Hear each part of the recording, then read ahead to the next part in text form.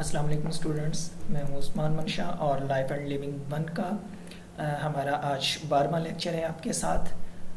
ہماری ارکان اسلام کی بات چل رہی تھی۔ ارکان اسلام میں سے ہم نے سب سے پہلے ڈسکس کیا تھا نماز کو، نماز کی اہمیت کو اور اس کی فرضیت کو، اور اس کے بعد ہم نے جو دوسرا رکن ہے ارکان اسلام کا، روزہ، اس کے حوالے سے بات کی تھی۔ اس میں بھی روزے کی اہمیت اور فرضیت کے حوالے سے ہم نے بات کی تھی، کچھ فقہی مسائل ڈسکس کیے تھے، اور پھر روزے کے جو فوائد و ثمرات تھے ان کو جب ہم نے ڈسکس کیا تھا، اور روزے کے مقاصد کو ڈسکس کیا تھا۔ اسلام کا تیسرا رکن ہے زکوٰۃ۔ آج ہم زکوٰۃ کو ڈسکس کریں گے، اور اس میں سے زکوٰۃ کا مفہوم آپ کے سامنے رکھیں کہ زکوٰۃ کی اہمیت قرآن و حدیث کی روشنی میں کیا ہے، وہ آپ پر واضح کریں گے، اور زکوٰۃ کے مقاصد جو ہیں وہ آپ کے سامنے رکھے جائیں گے۔ اس کے بعد مصارف زکوٰۃ جو ہے وہ کون کون سے ہیں، کن کن لوگوں کو زکوٰۃ دی جا سکتی ہے، وہ آپ سے جو ہے وہ شیئر کریں گے، اور نصاب زکوٰۃ کتنا ہے وہ جو ہے وہ ڈسکس کریں گے، اور آخر میں ہم زکوٰۃ کے فوائد و ثمرات کے حوالے سے بات کریں گے۔ تو سب سے پہلے زکوٰۃ کا لغوی میننگ آپ کو بتا دیتے ہیں کہ زکوٰۃ کا لغوی معنی ہے پاک کرنا، یعنی جو انسان زکوٰۃ ادا کرتا ہے وہ اپنے مال کو بھی پاک کر لیتا ہے اور اپنے دل کو بھی دولت کے لالچ سے پاک کر لیتا ہے۔ زکوٰۃ کی تعریف یا اصطلاحی معنی کہہ لیں وہ یہ ہے کہ زکوٰۃ ایک مالی عبادت ہے، اور یہ ہر صاحب نصاب عاقل بالغ مسلمان پر سال گزرنے کے بعد 2.5% شرع کے حساب سے لاگو ہوتی ہے۔ قرآن مجید فرقان حمید کے اندر جہاں جہاں نماز کا ذکر آیا ہے اس کے ساتھ ہی اللہ رب العزت نے زکوٰۃ کا بھی ذکر کیا ہے۔ اس سے زکوٰۃ کی اہمیت اور قدر و منزلت کا پتہ چلتا ہے۔ جگہ جگہ پہ قرآن پاک کے اندر اقیم الصلاۃ وآتوا الزکاۃ کے الفاظ مذکور ہیں کہ نماز قائم کرو اور زکوٰۃ دو۔ زکوٰۃ 2 ہجری کو فرض ہوئی تھی، لیکن اس کی مکمل تفصیلات 9 ہجری کو آئی تھیں۔ اسے نوٹ کیجئے گا کہ زکوٰۃ 2 ہجری کو فرض ہوئی تھی، اور مکمل تفصیلات اس کی 9 ہجری کو آئی تھی۔ لیکن زکوٰۃ کے فرض ہونے کے لیے چند شرطیں ہیں۔ پہلے یہ کہ مسلمان ہونا پہلی شرط ہے، کافر کے اوپر زکوٰۃ واجب نہیں ہوتی۔ دوسری چیز کہ بالغ ہو، نابالغ پر بھی زکوٰۃ فرض نہیں ہوتی۔ اور پھر تیسری شرط یہ ہے کہ عاقل ہو، عاقل ہونا بھی ضروری ہے، یعنی عقل سمجھ بوجھ ہو اس کو۔ پاگل اور مجنون شخص جو ہوگا اس کے اوپر زکوٰۃ فرض نہیں ہوگی، جبکہ اسی حال میں سال گزر جائے اور کبھی کبھی اسے افاقہ ہو جاتا ہے تو فرض ہو جائے گی۔ آزاد شخص کے اوپر زکوٰۃ فرض ہوتی ہے، غلام کے اوپر بھی زکوٰۃ فرض نہیں ہوگی۔ اسی طرح مال بقدر نصاب اس شخص کی ملک میں ہونا ضروری ہے، اگر نصاب سے کم ہے تو پھر بھی زکوٰۃ واجب نہیں ہے۔ اور پورے طور پر اس مال کا مالک ہونا ضروری ہے انسان کے لیے، اور اس مال کے اوپر اس کا قبضہ بھی ہو، دین اس کے اوپر زکوٰۃ فرض ہوگی۔ اگر مال کے اوپر اس کا قبضہ نہیں ہے، چاہے وہ مالک ہی ہے لیکن مال کے اوپر اس کا قبضہ نہیں ہے، تو وہ بھی اس کے اوپر زکوٰۃ فرض نہیں ہوگی۔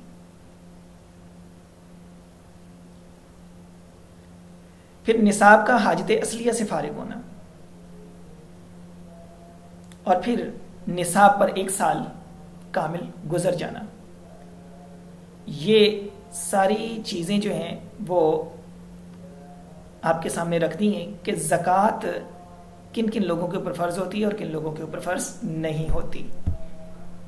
قرآن و حدیث کی روشنی کے اندر زکوٰۃ کی کیا اہمیت ہے وہ آپ کے سامنے رکھ دیتے ہیں کہ زکوٰۃ اسلام کے فرائض میں سے ایک فرض اور اسلام کا اہم رکن ہے۔ کلمہ شہادت اور نماز کے بعد سب سے اہم چیز یہ ہے کہ اس کی فرضیت قرآن و سنت اور مسلمانوں کے اجماع سے ثابت ہے، اور اگر کوئی شخص زکوٰۃ کا انکار کرتا ہے تو وہ کافر اور مرتد ہے، اس کو فوراً توبہ کرنی چاہیے، بصورت دیگر وہ واجب القتل ہے۔ اور جو شخص کنجوسی اور بخیلی کی بنا پر زکوٰۃ ادا نہیں کرتا لیکن فرضیت کا قائل ہے، یا اس زکوٰۃ کو پورا ادا نہیں کرتا، کم ادا کرتا ہے، تو ایسا شخص ظالموں میں سے اور اللہ کے عذاب کا حقدار بن جاتا ہے، جیسا کہ فرمان ربانی ہے وَلَا يَحْسَبَنَّ الَّذِينَ يَبْخَلُونَ بِمَا آتَيْنَاهُمُ اللَّهُ مِنْ فَضْلِهِ हुवा खैरुल लहुम बल हुवा शर्रुल लहुम सयुतव्वकून मा बखिलू बिही यौमल क़ियामा वलिल्लाहि मीरासुस समावाति वल अर्ज़ वल्लाहु बिमा तअमलून खबीर। सूरह आल इमरान की आयत नंबर 180। कि वो लोग गुमान न करें जो बुखल करते हैं इस फजल करम से जो अल्लाह ने उन्हें दे रखी है कि उनके लिए बेहतर है, बल्कि वो उनके लिए बुरी है। अनकरीब ऐसे लोग क़यामत के दिन तौक पहनाए जाएंगे जो उन्होंने बुखल किया, और वो ये भी जान लें कि आसमानों और ज़मीनों की मिरास तो अल्लाह के पास है और तुम जो काम करते हो वो उससे बाखबर है। बुखारी शरीफ की एक हदीस है, हज़रत अबू हुरैरा रज़ी अल्लाह तआला अन्हु रिवायत करते हैं कि रसूलुल्लाह सल्लल्लाहु अलैहि वसल्लम ने इरशाद फरमाया कि जिस शख्स को अल्लाह ताला ने माल दिया और वह उसकी ज़कात अदा नहीं करता तो उस माल को क़यामत के दिन गंजे सांप की शक्ल में तब्दील कर दिया जाएगा, जिसके 2 स्याह नुक्ते होंगे, और फिर उस सांप को उसके गले में डाल दिया जाएगा। फिर वो उसके जबड़ों को पकड़ेगा और कहेगा अना कंजुका अना मालुका, अना कंजुका अना मालुका, मैं तुम्हारा माल हूँ, मैं तुम्हारा ख़जाना हूँ, मुझे पकड़ो। इससे इस हदीस से साबित हो जाता है कि ज़कात ना अदा करने की कितनी बड़ी जो है वो वईद है। इसी तरह वल्लज़ीन यकनिज़ून अज़्ज़हब वल फ़िज़्ज़ा वला युनफ़िक़ून फ़ी सबीलिल्लाहि फ़बश्शिरहुम बिअज़ाबिन अलीम। वल्लज़ीन यकनिज़ून अज़्ज़हब, कि जो लोग सोना और चांदी को जमा करते हैं, वला युनफ़िक़ूनहा फ़ी सबीलिल्लाहि, और अल्लाह के रास्ते में खर्च नहीं करते, फ़बश्शिरहुम बिअज़ाबिन अलीम, तो उनको दर्दनाक अजाब की बशारत दे दें।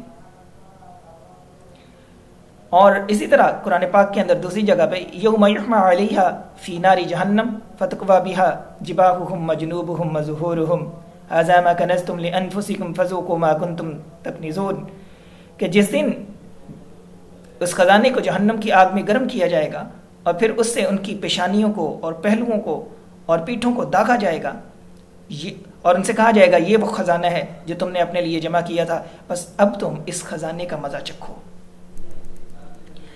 तो इन अहादीस से कितनी सख्त वईदें हैं ऐसे शख्स के लिए कि जिनके पास माल भी है, पैसा भी है, दौलत भी है और ज़कात अदा कर सकती हैं, सब कुछ है, लेकिन इसके बावजूद वो ज़कात अदा नहीं करते कि कहीं ज़कात अदा करने से उनका माल कम ना हो जाए।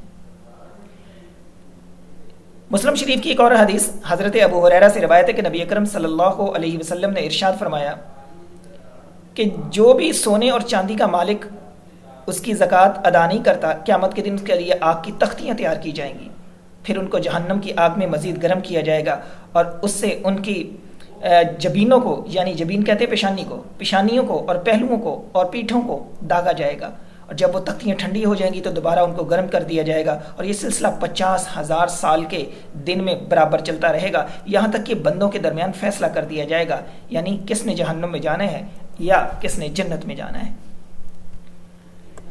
ज़कात का मकसद क्या है? सबसे पहली चीज़ तो ये आप लोग समझ लें कि ज़कात का मकसद मालदारों के दिल की ततहीर है और तज़किया है, यानी मालदारों के दिल को दौलत के लालच से पाक करना है कि अल्लाह का दिया हुआ माल है, अल्लाह के रास्ते में जो है उनको खर्च करना भी चाहिए।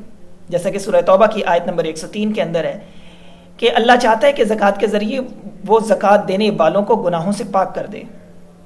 तो ज़कात देने से गुनाह भी पाक होते हैं, ज़कात देने से फरीज़ा भी अदा होता है, ज़कात देने से जो है वो आपका माल भी पाक होता है और माल में कमी नहीं होती बल्कि माल बढ़ता है। और इनके दिल माल की हिर्स और मोहब्बत से पैदा होने वाले जो अखलाकी रज़ाइल हैं उनसे पाक साफ हो जाएं, अल्लाह ये चाहता है, ये ज़कात का मकसद है।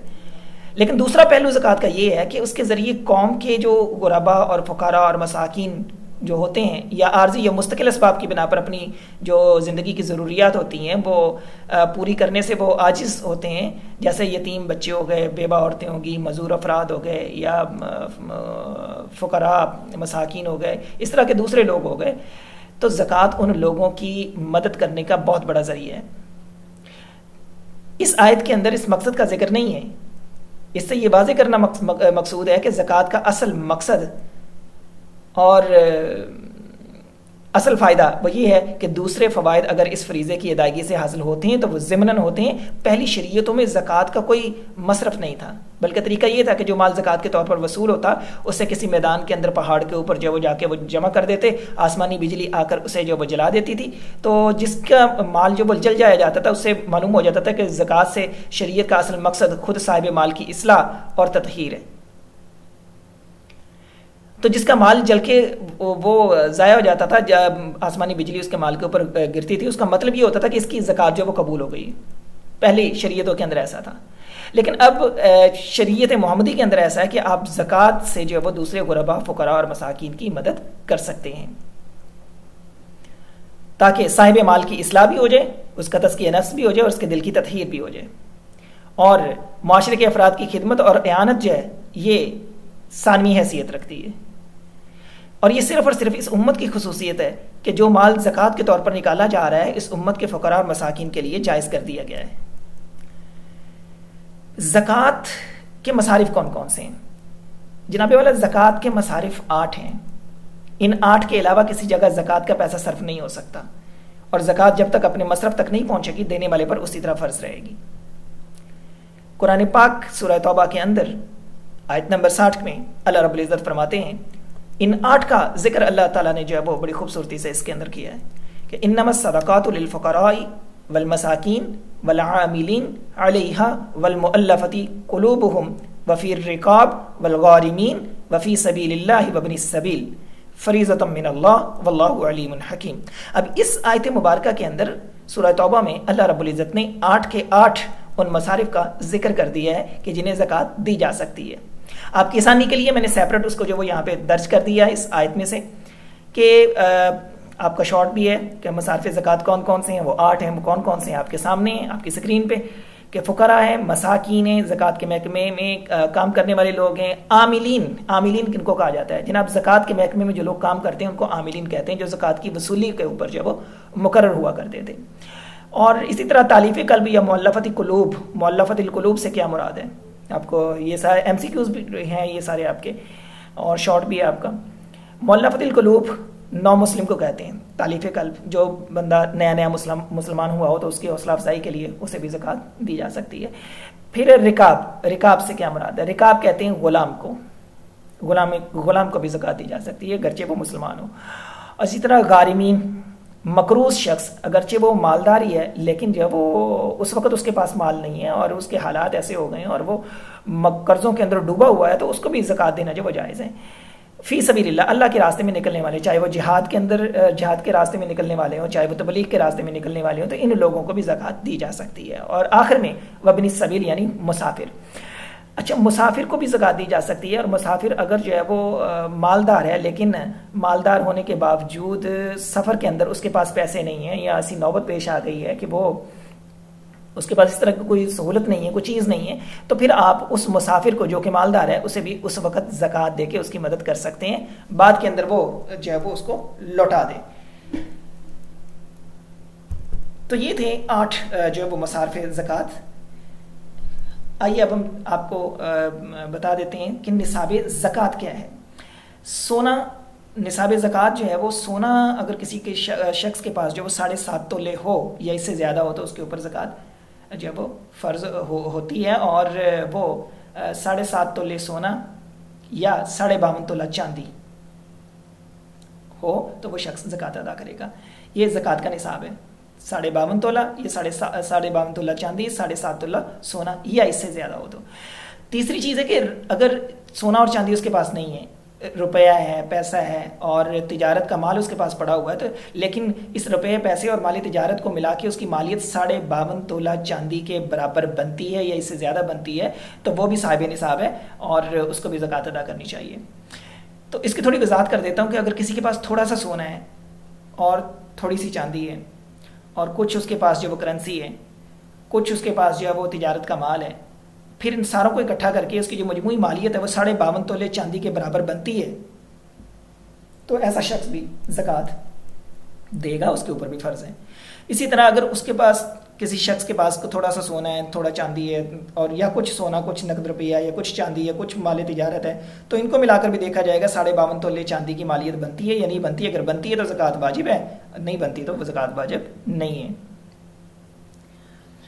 اچھا، زکوٰۃ ان 3 چیزوں کے علاوہ بھی ہوتی ہے، جیسے سونا، چاندی، روپیہ، پیسہ، مال تجارت، ان کے علاوہ بھی ہوتی ہے. ان کے علاوہ کیا ہے؟ ان کے علاوہ جو چرنے والے مویشی ہیں، جیسے گاؤں کے لوگ ہوتے ہیں، ان کے پاس جو وہ مویشی ہوتے ہیں، گائے، بھینس، بکری، اونٹ، تو ان کے اوپر بھی زکوٰۃ ہوتی ہے. ان کا نصاب اور ہوتا ہے، اور اگرچہ کہ ان چیزوں کا نصاب جو ہے گائے کا، بھیڑ کا، بکری کا، اونٹ کا، ان کا جو وہ الگ الگ ہوتا ہے. اینڈ پہ مختصراً میں آپ کو زکوٰۃ کے فوائد بتا دیتا ہوں. ارکان اسلام میں سے ایک رکن کا قیام وہ پورا ہوتا ہے، بندے کو دنیا آخرت کی سعادت ملتی ہے، اللہ کا قرب حاصل ہوتا ہے، ایمان میں اضافہ ہوتا ہے، اس کی ادائیگی سے انسان کو اجر ملتا ہے. ٹھیک ہے، اللہ فرماتے ہیں یمحق اللہ الربا ویربی الصدقات، کہ اللہ سود کو مٹاتا ہے اور صدقات کو بڑھاتا ہے. تو دوسری جگہ پہ ارشاد ہے کہ جو تم سود دو کہ اس سے لوگوں کا مال بڑھ جائے، جان لو کہ یہ اللہ کے ہاں نہیں بڑھتا. اور جب تم زکوٰۃ ادا کرتے ہو تو سبب یہ ہو کہ اللہ کی خوشنودی حاصل ہو جائے، تو اللہ ان کے مالوں کو بڑھا دیتا ہے. یعنی زکوٰۃ دینے سے مال بڑھتا ہے. اور سود دینے والا یہ سمجھتا ہے کہ میں سود پہ پیسہ دوں گا تو میرا مال بڑھے گا، تو وہ اس کی نظر میں تو بڑھ رہا ہے، اللہ کے ہاں جو ہے وہ نہیں بڑھ رہا. اسی طرح کچھ اخلاقی فوائد ہیں کہ زکوٰۃ دینے سے انسان میں سخاوت کی صفت پیدا ہوتی ہے. صرف فقراء، مساکین کے لیے جو ہے وہ انسان کے دل میں جذبہ رحم، مہربانی وہ پیدا ہوتا ہے. اور مسلمانوں کو نفع پہنچانے سے انسان کو دلی سکون اور راحت ملتی ہے. اور زکوٰۃ ادا کرنے سے انسان کا نفس جو ہے وہ بخل اور کنجوسی اور بخیلی سے پاک ہو جاتا ہے. اور سورہ توبہ کے اندر اللہ فرماتے خذ من اموالہم صدقۃ تطہرہم وتزکیہم بہا، کہ آپ ان کے مالوں میں سے صدقہ لے لیجئے جس کے ذریعے سے آپ ان کو پاک صاف کر دیں. تو معلوم ہوا کہ زکوٰۃ ہر حال میں انسان کو جو وہ دینی چاہیے. اگر وہ صاحب نصاب ہے، اللہ تعالیٰ نے اس کو مال دیا ہے اور اس کو وہ استطاعت ہے، تو اس کو ضرور جو وہ زکوٰۃ ادا کرنی چاہیے، تاکہ جو وہ تزکیہ نفس بھی حاصل ہو، معاشرے کے اندر جو ہے وہ غربا کی مدد بھی ہو جائے، اور وہ دنیا کے اندر اور اخروی ثواب کا حقدار بھی بن جائے، اور اس کی دنیا بھی سمر جائے، آخرت بھی سمر جائے. بآخر دعوانا ان الحمد للہ رب العالمین.